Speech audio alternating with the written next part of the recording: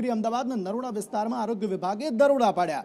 દરોડા પણ એવી જગ્યાએ પાડવામાં આવ્યા કે જ્યાં નકલી ઘી બનાવવામાં આવી રહ્યું હતું. આ નકલી ઘી બનાવવામાં આવી રહ્યું હતું તેને પગલે આરોગ્ય વિભાગ દ્વારા જે સમયાંતરે દરોડા પાડવામાં આવી રહ્યા છે ત્યારે આ પ્રકારના મામલાઓ વારંવાર સામે આવી રહ્યા છે અને વધુ એક વખત આ પ્રકારનો મામલો સામે આવ્યો જેમાં 1285 કિલો ક્રીમનો જે જથ્થો છે તે ઝડપી પાડવામાં આવ્યો. આ ક્રીમમાંથી ઘી બનાવતા હોવાની પ્રાથમિક માહિતી સામે આવી છે. સંચાલક રાજેશભાઈ અગાઉ રાજસ્થાનમાં નોકરી કરતા હતા, ત્યારબાદ તેમણે આ કામ અહીંયા ચાલુ કર્યું હતું. રાજસ્થાનમાં પણ આ પ્રકારે ભેળસેળ કરવામાં આવતી હતી તે પ્રકારની માહિતી સામે આવી રહી છે.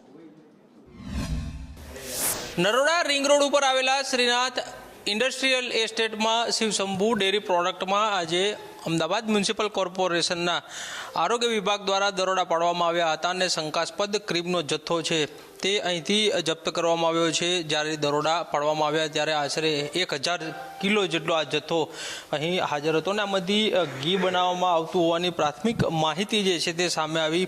ફૂડ સેફ્ટી ઓફિસર આપણી સાથે છે, તેની સાથે વાત કરીશું. સર, આપે દરોડા પાડ્યા, કઈ પ્રકારનું મટીરિયલ આમાં ઉપયોગ કરવામાં આવતું હતું ને આ જથ્થો આપણે સીઝ કરવાના મુખ્ય કારણો ક્યાં? ઓરિજિનલ ક્રીમ લાવી એની અંદર મિલ્ક પાવડર, વનસ્પતિ અને પામોલિન મિક્સ કરવામાં આવે મોટા તપેલામાં અને એના કાર્ટૂન બનાવી અને આમાં કાર્ટૂનમાં પેક કરવામાં આવે. આ ઘી બનાવવાવાળા ઉપયોગમાં લે એ પ્રમાણેનું ડુપ્લિકેટ ક્રીમ બન્યા. 1285 કિલો જેટલો જથ્થો છે. પ્રાથમિક પૂછપરછમાં માહિતી સામે આવી કે કેટલા ટાઈમથી આ પ્રમાણેનું ભેળસેળિયું પ્રોડક્ટ તૈયાર કરવામાં આવતી? હજુ હમણાં જ ચાલુ થયું લાગે છે. પાર્ટી બી એની બિલ બુક જોતા પણ એવું લાગે છે હમણાં જ પોલીસ તપાસ ચાલુ છે. પોલીસ ઉપર કાર્યવાહી કરવામાં આવશે આગળ. કેમેરામેન સંદીપ રાઠોડ સાથે કશ્યપ જોશી, સંદેશ ન્યૂઝ, અમદાવાદ.